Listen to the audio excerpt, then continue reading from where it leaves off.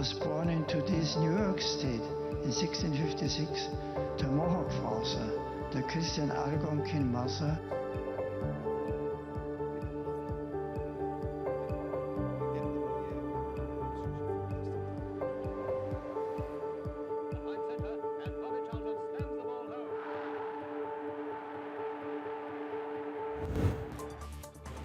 Morte de 4 pessoas em voo turístico no Texas é investigado pela polícia. Eleitores da Flórida Central começam a votar nas eleições presidenciais antecipadas. No Brasil, o presidente Lula sofre acidente doméstico e desiste de viagem à Rússia. Essas e outras notícias agora no Brasil News.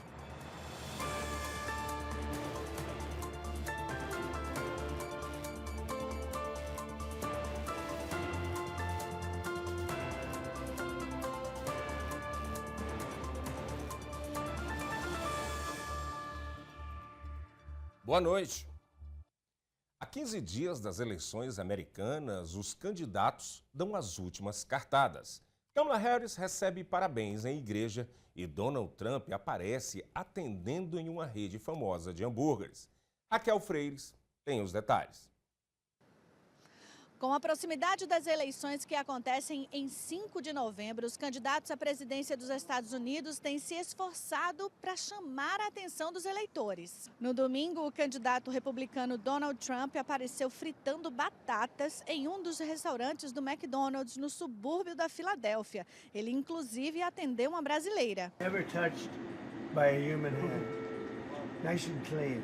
Já Kamala Harris recebeu os parabéns pelos 60 anos de idade dos fiéis de uma igreja batista missionária na Geórgia. A igreja fica a 50 quilômetros de distância de Atlanta.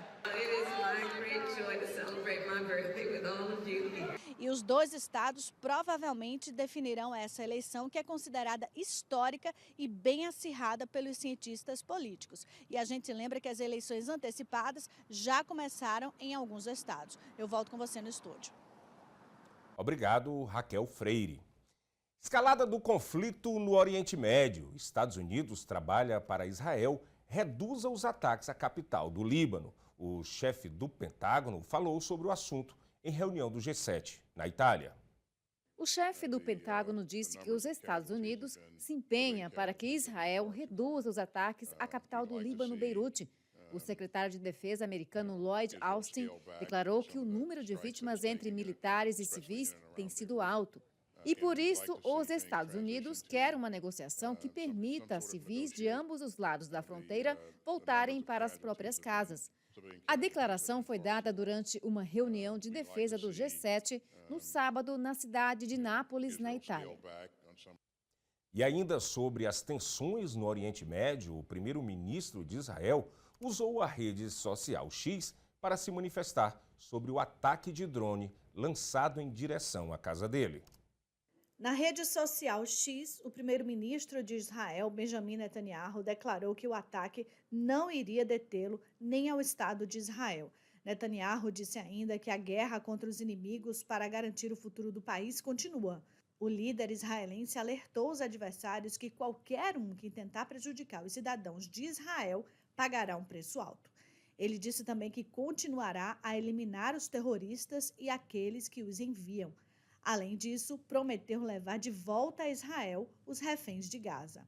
O primeiro-ministro finalizou dizendo que Israel está determinado a alcançar todos os objetivos de guerra e mudar a realidade de segurança na região por gerações. Veja a seguir, eleitores começam a votar antecipadamente para presidente em condados da Flórida Central.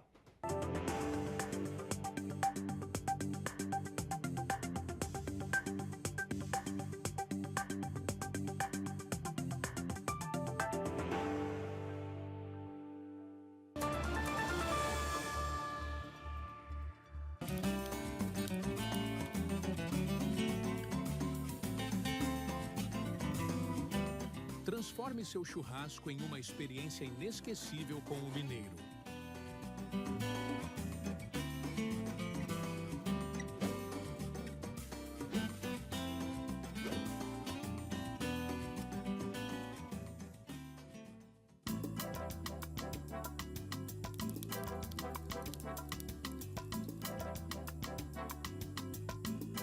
As linguiças Cortes trazem o sabor artesanal que une amigos e família.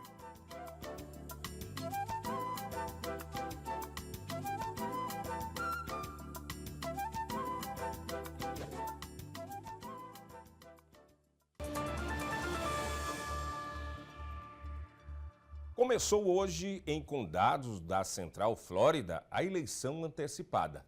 Essa e outras informações com a repórter Lorena Gomes.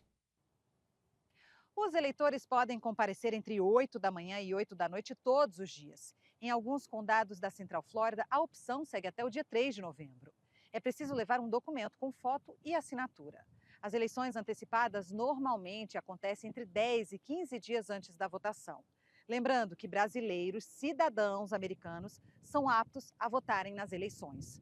Outro assunto em destaque na Flórida é que os motoristas passam a ter mais facilidade para abastecer os carros.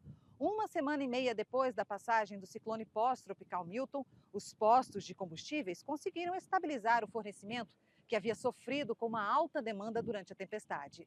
Nesta segunda-feira, de acordo com a Associação Automobilística Americana, foi possível encontrar postos na Central Flórida com o galão vendido abaixo dos $3. E o censo americano divulgou que a Flórida continua entre os estados que mais receberam americanos e pessoas do exterior que decidiram morar aqui. Mas a pesquisa mostrou também que muita gente deixou o estado no ano passado.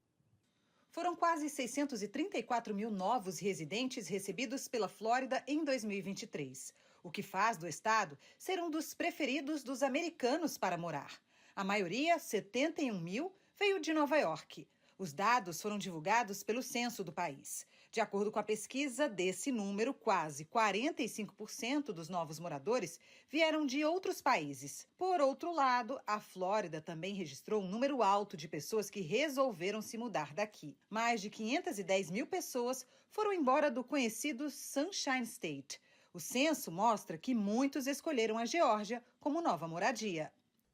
No próximo bloco, Lula cancela a viagem à Rússia por orientação médica depois de acidente doméstico.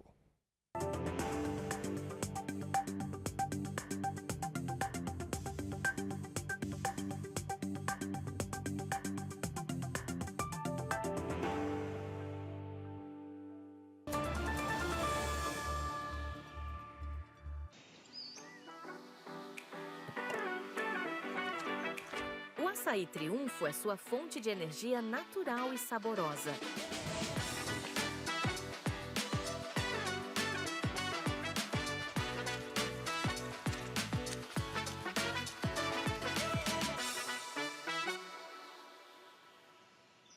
Você está procurando qualidade, variedade e preço baixo? Aqui você está em casa. O Seabra Foods tem a maior variedade de produtos brasileiros do mercado e com atendimento mais que especial. Confira. Bife Tibone, 6,49 a libra. Coxa de frango, 99 centavos a libra. Chuchu fresco, 89 centavos cada. Café brasileiro tradicional ou extra forte, 4,49 cada. Olé cogumelos em conserva frasco, 100 gramas, 2,99 cada. Seabra Foods bolo de laranja, 6,99 cada. Está no Seabra, está no Brasil.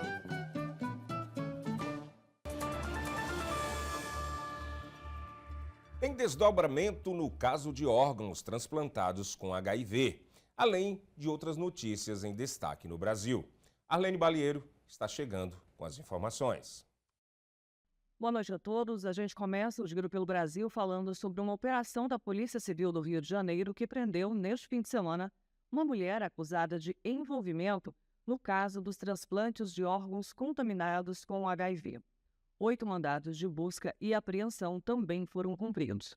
Até agora, 5 pessoas foram presas. O caso veio à tona no início do mês, quando a Secretaria Estadual de Saúde do Rio de Janeiro confirmou 6 casos de pacientes que receberam órgãos infectados com o vírus. E a viagem do presidente Lula para Kazan, na Rússia, que estava agendada para hoje, precisou ser cancelada. No fim de semana, Lula sofreu um acidente doméstico no Palácio da Alvorada, que resultou em 5 pontos na cabeça. Depois de passar por avaliação médica, a equipe recomendou que ele não fizesse viagens de longa distância. De acordo com o boletim médico, o acidente não foi grave e o presidente está liberado para exercer as demais atividades. Na Rússia, Lula iria participar da 16ª cúpula de líderes do BRICS, que vai dos dias 22 a 24 de outubro. E chegou ao Brasil o 6º voo da Força Aérea Brasileira, FAB, com 212 repatriados do Líbano. 14 eram crianças de colo. O avião pousou na base aérea de São Paulo, em Guarulhos, neste fim de semana. Desde o início de outubro até agora, 1.317 brasileiros e familiares foram resgatados da guerra no Oriente Médio. A prioridade é para crianças, mulheres, idosos e pessoas doentes. Segundo a FAB, a ação tem caráter continuado. E agora a gente vai falar sobre o tempo. Choveu forte em várias regiões do país neste fim de semana. Em Brasília, um carro foi engolido por uma cratera que se abriu por conta do grande volume de água das chuvas. O veículo estava parado em um estacionamento público quando o asfalto cedeu. Por sorte, ninguém ficou ferido. Já em Rondônia, um raio atingiu uma fazenda em Parecis e matou quase 100 novilhas. O prejuízo estimado é de R$250 mil. E na última sexta-feira, o presidente russo Vladimir Putin disse que sua presença no Brasil na cúpula do G20 no mês que vem pode prejudicar os trabalhos da reunião. Veja na reportagem. A fala do presidente está relacionada com o mandado de prisão emitido pelo Tribunal Penal Internacional, TPI, em Haia. A Ucrânia pediu ao Brasil que o prenda caso ele viaje até o país para participar da cúpula do G20. A reunião das 20 principais economias mundiais está marcada para os dias 18 e 19 de novembro, no Brasil. Мы же понимаем, что происходит вокруг России. И я понимаю. У меня с президентом Лулой прекрасные дружеские отношения. Ну что же я там специально туда приеду, чтобы, значит, нарушить нормальную работу этого форума? Ну, мы же прекрасно понимаем, и я понимаю, что это ничего, кроме там, даже если исключить этот МУС, ну, это разговоры будут только об этом. Мы фактически сорвем работу двадцатки. Зачем? Ну, мы же взрослые люди. Поэтому мы найдем, кто в России на высоком уровне достойно представит интересы нашей страны в Бразилии. O presidente russo ainda disse que pretende enviar o representante. Confira agora a cotação do dólar frente ao real.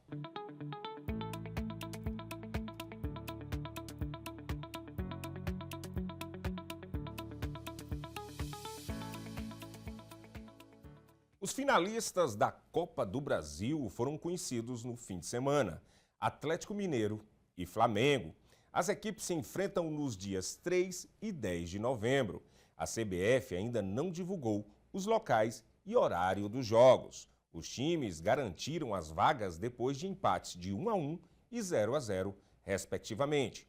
O mando de campo da finalíssima será definido por sorteio na sede da CBF na próxima quinta-feira, às 15h, horário de Brasília. Veja a seguir: biodiversidade é tema da Conferência das Nações Unidas que começou hoje na Colômbia.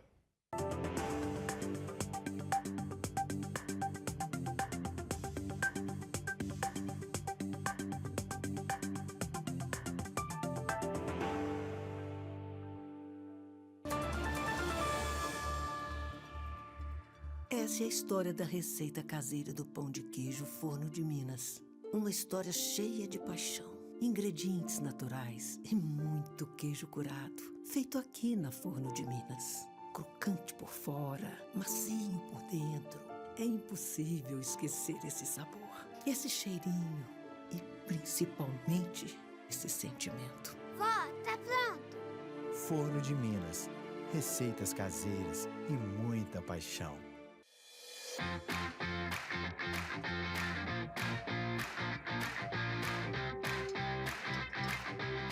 Mimoso traz para sua mesa o autêntico sabor de Minas Gerais.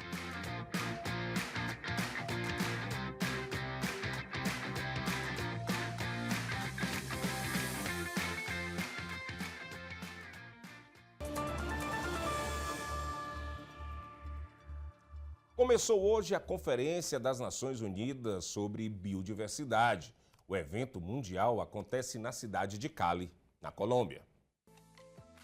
Na COP16, Cúpula de Biodiversidade da ONU, em Cali, Colômbia, quase 200 nações discutem como financiar a conservação. A taxa de destruição da natureza não diminuiu e o financiamento está aquém da meta de 2025. Apenas 31 dos 195 países apresentaram planos nacionais de conservação. A ministra do Meio Ambiente da Colômbia, Susana Mohamed, destacou a necessidade de avaliar os planos apresentados e resolver os atrasos, especialmente nos países mais pobres que enfrentam dificuldades financeiras e de expertise. A COP16 segue até o dia 1º de novembro. Cuba sofre 4 apagões em 48 horas e o governo toma uma medida sem precedentes no país. Nesta segunda-feira, só trabalhadores essenciais cumpriram o dia de trabalho. As aulas estão suspensas até a próxima quarta-feira. A determinação foi do governo cubano. O país sofreu 4 apagões em 48 horas, destacando a fragilidade da rede elétrica. O primeiro apagão ocorreu na sexta-feira, deixando 10 milhões de pessoas sem energia. As falhas contínuas geraram protestos e complicaram os esforços de restauração.